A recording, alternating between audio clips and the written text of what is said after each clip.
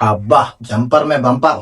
బయట అయితే ఎండ విపరీతంగా కాస్తుంది, అందుకని ఈ రోజు డిఫరెంట్ గా మిల్క్ షేక్ అయితే నేను రెడీ చేస్తాను. అది ఏ విధంగా రెడీ చేస్తానో మీకు చూపిస్తాను రండి.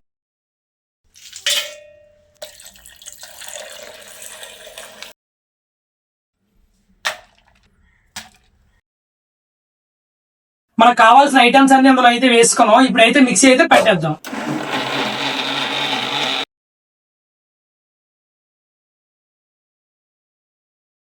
మన మిల్క్ షేక్ అయితే రెడీ అయిపోయింది. ఇప్పుడు దీని టేస్ట్ అయితే మన ఫ్రెండ్ గారిని అయితే ట్రై చేయమన్నాం. ఎలా ఉందో ఆడే చెప్తాడు.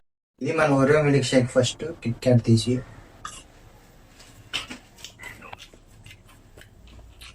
ఐసింగ్ గీసే.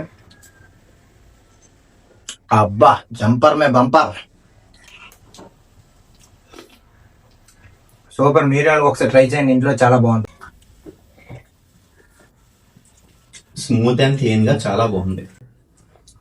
ఎలాంటి ఎండలో ఎలాంటి మిల్క్ షేక్ తాగితే చాలా బాగుంది. ఇప్పుడైతే నేను కూడా టేస్ట్ అయితే చేసి ఎలా ఉందో చెప్తాను.